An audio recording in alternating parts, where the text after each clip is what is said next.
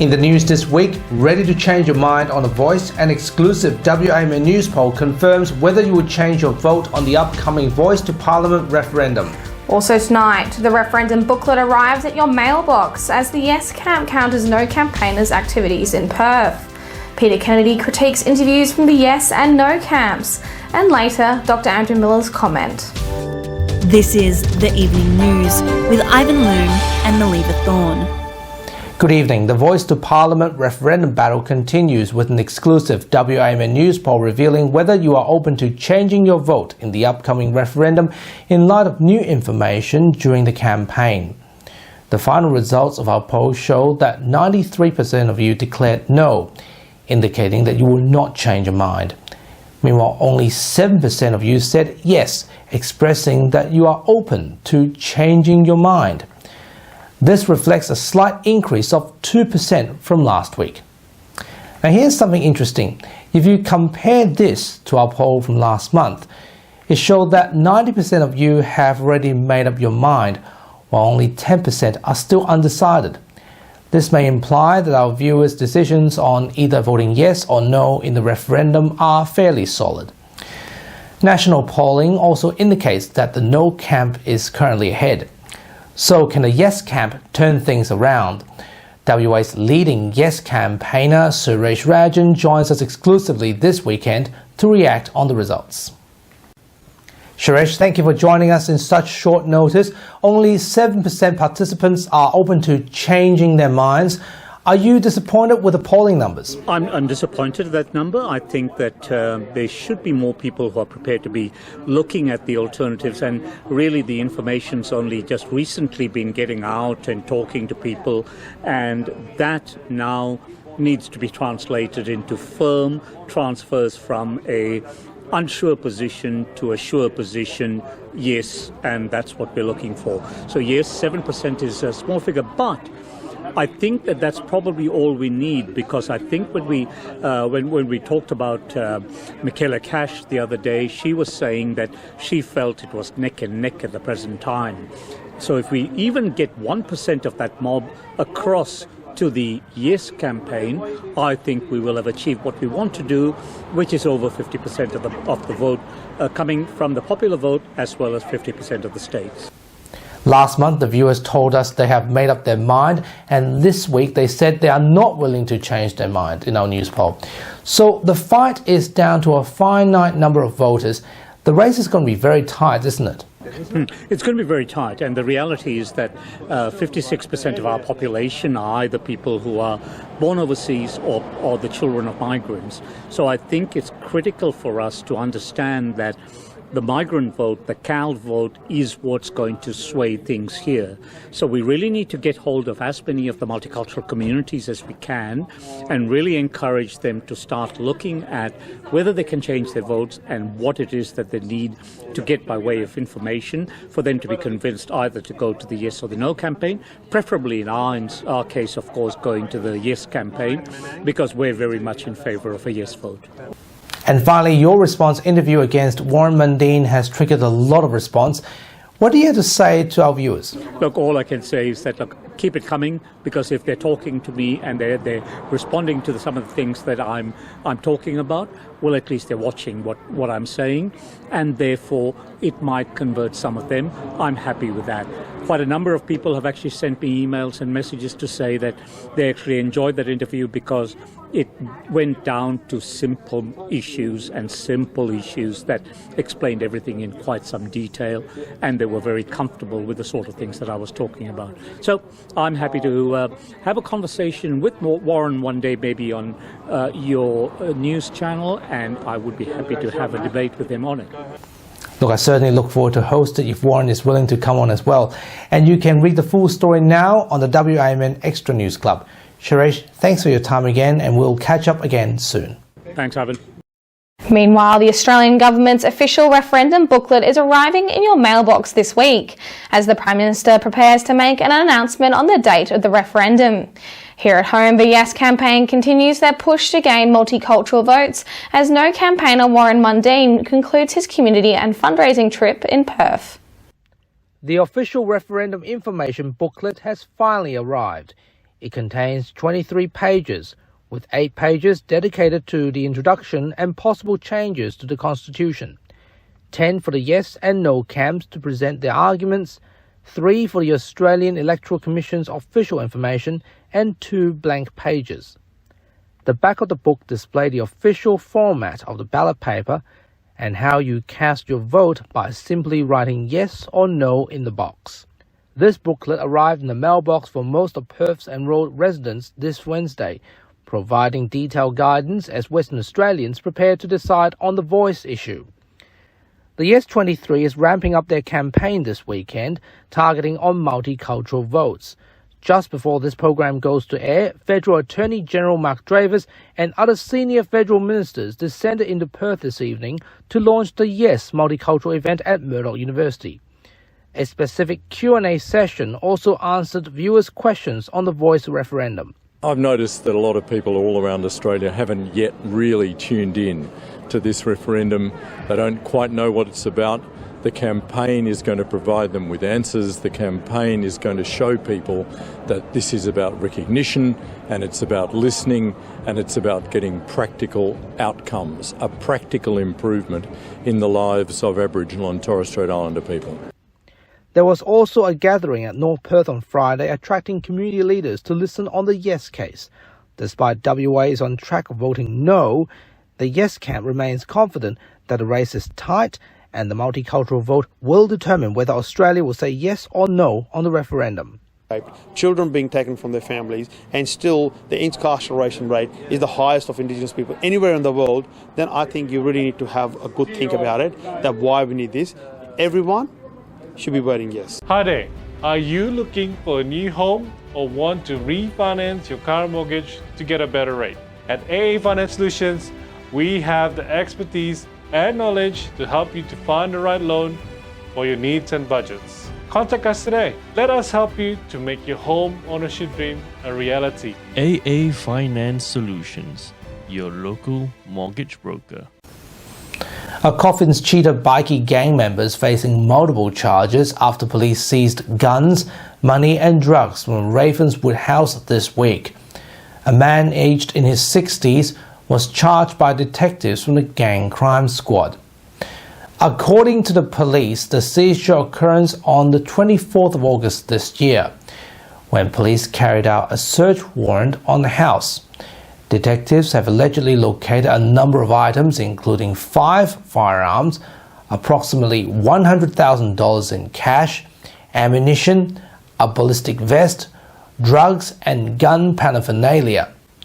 The man faces 11 charges, including possessing an illegal drug, unlicensed firearms and stolen property. His court date is set on Thursday, the 31st of August, at the Perth Magistrates Court. The community of Western Australia deserves to have peace of mind to go about their daily activities without experiencing fear or intimidation caused by OMCGs. Here we have 5 firearms, drugs and cash taken out of the hands of an outlaw motorcycle gang member.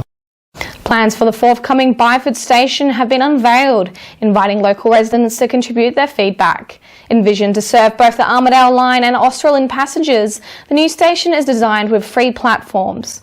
Additionally, it will feature a bus interchange housing 7 stands to facilitate convenient transfers. Comprising approximately 400 parking bays, including dedicated ACROD spaces, the station complex is equipped with secure shelters to accommodate around 100 bicycles. Safety remains paramount, underscored by ample bright lighting and a comprehensive CCTV network. Moreover, provisions for communal gatherings and leisure activities are seamlessly integrated. The essence of the local surroundings, encompassing native flora, fauna and Indigenous heritage, is celebrated through the inclusion of public art installations. This progress comes on the heels of extensive engagement with the community and stakeholders earlier in the year. In future, Byford residents will be able to arrive in Perth by train in 42 minutes. Interested community members can peruse the proposed designs and contribute their insights to the development application until the deadline of the September the 7th, 2023. WA police have arrested and charged 3 juvenile boys aged between 13 to 17 over an alleged aggravated robbery which broke the nose of a food delivery driver. The incident occurred over the weekend on August 20th around 8 p.m. 3 juvenile boys who stand accused approached a parked Toyota Corolla at a fast food restaurant on Scarborough Bridge Road in Innaloo. Authorities will allege that 3 boys opened the driver's side door, punching the driver multiple times, dragged him out of the car, then stole his vehicle. The 33-year-old food delivery driver went to hospital for treatment due to a broken nose.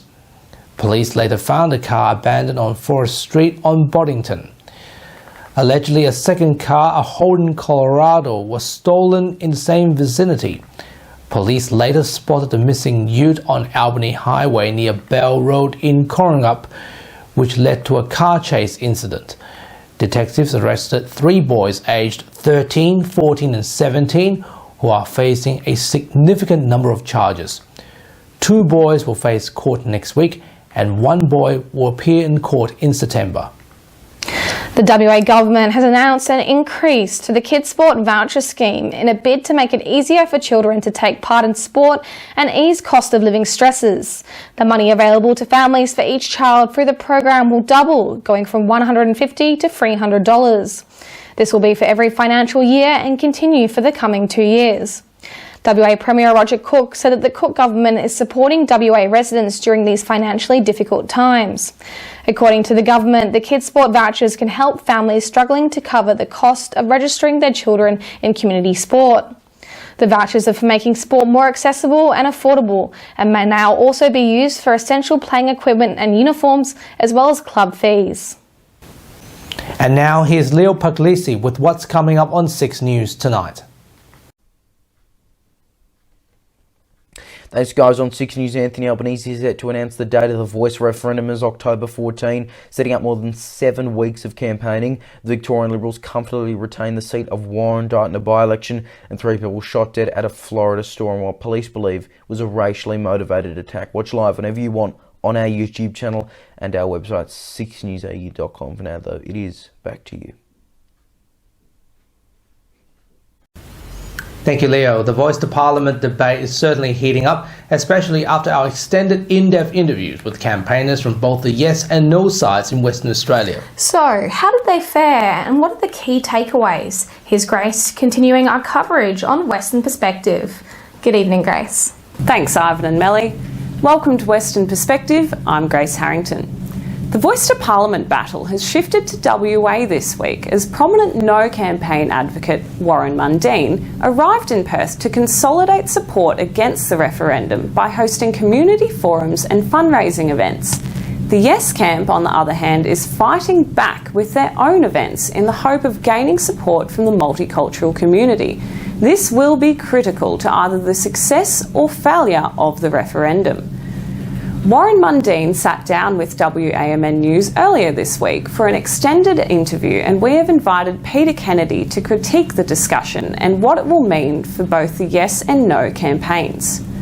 Warren Mundine brings a great deal of experience to the argument that he's putting for the No case because of his Aboriginal background, for a start, prominent in the Labor Party at one stage, no longer in that area right now. But so he brings a lot of experience to the position that he holds, and I think it warrants, naturally, it warrants, as he's a leader in the No case, he warrants close attention. And he believes that the Voice is perhaps being oversold. It won't be able to achieve the things that it's claimed it might be able to achieve, and that's nothing to do with Aboriginal recognition in the Constitution. This has unfortunately been caught up in the whole argument.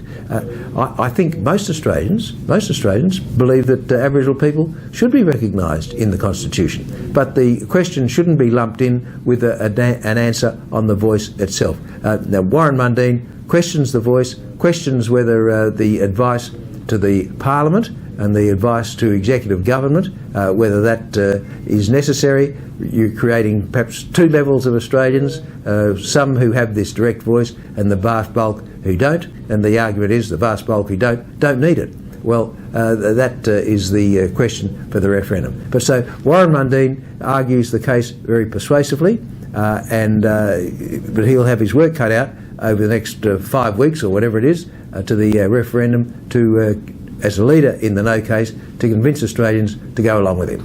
Suresh Rajan has put the case that the voice should be endorsed, that Aboriginal people are a special case, that their voice is not being heard at the moment, as he said, he believes that those people who say, look, there are people of Aboriginal background who are in the Parliament, 11 of the members at the moment, they should be able to put the case of Aboriginal people to the Parliament, and it should be reflected in legislation or whatever, government decisions. But he says that that's not the case, that the 11 there aren't there as representatives of Aboriginal people, they're there as elected members for whatever the constituents they represent. So there should be a special case, a special voice, and with the criticism that it creates two levels of Australians, he doesn't see that as a point, because as far as Aboriginal people are concerned, there's a lot of disadvantage to be dealt with, and there's no doubt about that, particularly in isolated communities, and that is where emphasis needs to be given if and when the voice becomes a factor. So it's going to be, Suresh Rajan, a very strong advocate for the yes case, and it's got a lot to go before we get to the finish line. The debate's starting to concentrate, and that's a good thing, that people start to concentrate on the issues that the voice offers, and look at the pluses and the minuses. And the risk is that the debate may get personal, and it may get a bit nasty. That's the risk, and that is to be avoided at all costs. But can I just say one thing about the use of the term racism or racist? It's a very dangerous term. And that if you don't agree with this particular point of view, it's because of racism tendencies, and that has been a problem in Australia for years. I think most Australians are fair-minded and are prepared to give all people, whatever their origins, a fair go.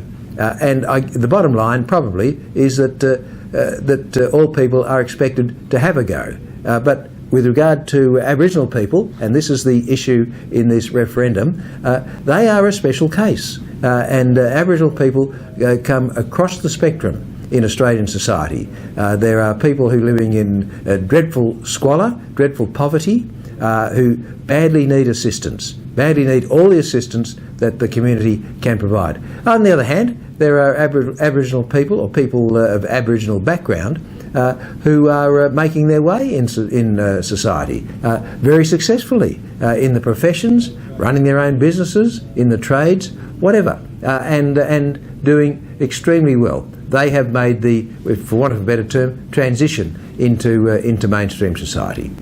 So the question about the voice is the voice needed? Has the government made the case for the voice? How will the voice work? That's become an arguing point. Some people say, well, look, endorse the voice, give the Aboriginal people a say, a formal say to advise the Parliament, to advise executive government, and benefits will flow.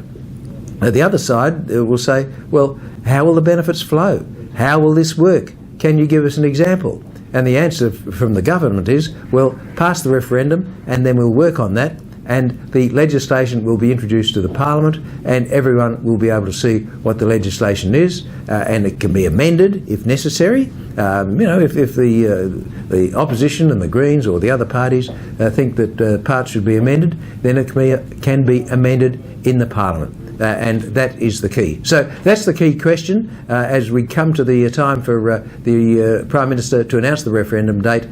Concentrate on the issues. I would urge people to avoid the racism tag. I think it's dangerous. But look at the issues. Will the voice provide the things that it's alleged or claimed to provide? And if it can, well and good. If it can't, then, or if the government can't convince the population that that's the case, well, it's back to square one, and we'll look for another model. That was Peter Kennedy speaking on the voice issues. You can read more of our weekly premium stories now on the WAMN Extra News Club, supporting independent local news and keeping democracy strong. And now, here is Dr. Andrew Miller with his weekly medical and news commentary. Hi, thanks for your time. I live quite close to the City to Surf road that they run down on the way to the beach, and there's thousands of people out today, really good to see. Made me reflect on our kind of personal attitudes towards exercise, and often this all or nothing approach where we decide we're going to try really hard and we're going to do something every day and we're going to get super fit and become a completely different person.